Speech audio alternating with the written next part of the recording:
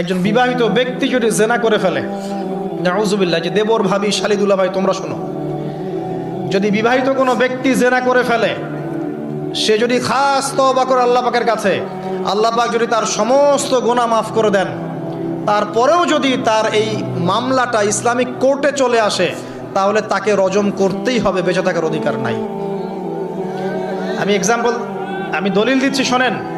নবী সাল্লাল্লাহু আলাইহি ওয়াসাল্লামের একজন সাহাবী, মহিলা সাহাবী, তিনি পাপ করে ফেলেছেন।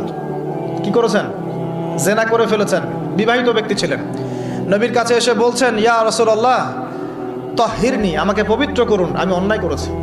নবী সাল্লাল্লাহু আলাইহি ওয়াসাল্লাম বলছেন, মুখ ফিরিয়ে নিচ্ছে, একবার ডান দিকে মুখ ফিরাচ্ছেন, একবার বাম দিকে মুখ ফিরাচ্ছেন।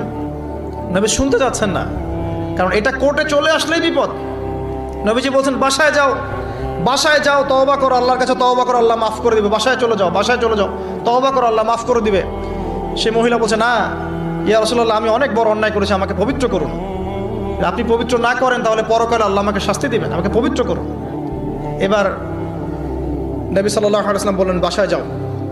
তুমি গর্ভবতী হয়েছো? হ্যাঁ। বাচ্চা খালাস করো, তারপরে এসো, তোমার বিচার করে দেওয়া হবে ইনশাআল্লাহ। সেই মহিলা বাসায় ফিরে গেল, তওবা করতে থাকলো, তার গর্ভের সন্তান বড় হতে লাগলো। এক পর্যায়ে সন্তান জন্ম হলো। সন্তান জন্ম হওয়ার পর সে এসে বলছে, ইয়া রাসূলুল্লাহ, এই যে কোলের বাচ্চা, এই যে 3 দিন আগে 4 দিন আগে হয়েছে সন্তান, আমাকে এখন পবিত্র করে দিন, আমাকে শাস্তি দিয়ে পবিত্র করুন। নবী সাল্লাল্লাহু আলাইহি ওয়াসাল্লাম বাচ্চা দিকে তাকিয়ে বলছেন যে এই বাচ্চাকে দুধ পান করাতে হবে। এবার তিনি নবী সাল্লাল্লাহু আলাইহি ওয়াসাল্লামকে বলছেন, ইয়া রাসূলুল্লাহ, এই যে আমার বাচ্চা এখন রুটি খেতে পারে, আমাকে এখন পবিত্র করুন। নবী সাল্লাল্লাহু আলাইহি ওয়াসাল্লাম একজন মুসলিমকে বললেন, এই বাচ্চার দায়িত্ব কে নিতে পারবে? একজন মুসলিম সাহাবী বললেন যে আমি নিব ইয়া রাসূলুল্লাহ। তখন তার হাতে বাচ্চাকে সোপর্দ করা হলো। বাচ্চাকে সোপর্দ করার পর এই মহিলাকে নিয়ে যাওয়া হচ্ছে এবং সাহাবীকে বলা হলো, অন্যান্য সাহাবীদেরকে বলা হলো, তোমরা এই মহিলাকে নিয়ে যাও, নিয়ে গিয়ে রজম করো, অর্ধেক মাটিতে পুঁতে ফেলে পাথর নিক্ষেপ করে হত্যা করো। এবার সাহাবীরা এই কাজ করছেন। খালিদ বিন ওয়ালিদ রাদিয়াল্লাহু আনহু, বিখ্যাত বীর সাহাবী, তিনি তখন মুসলিম হয়েছেন এবং অনেক যুদ্ধের নেতৃত্ব দিচ্ছেন। তিনি একটা পাথর নিক্ষেপ করেছেন। এই পাথরের নিক্ষিপ্ত পাথরের আঘাতে রক্তের ফিনকি ছিটকে এসে খালিদ বিন ওয়ালিদ রাদিয়াল্লাহু আনহুর এই যে কাপড়ের মধ্যে পড়েছে।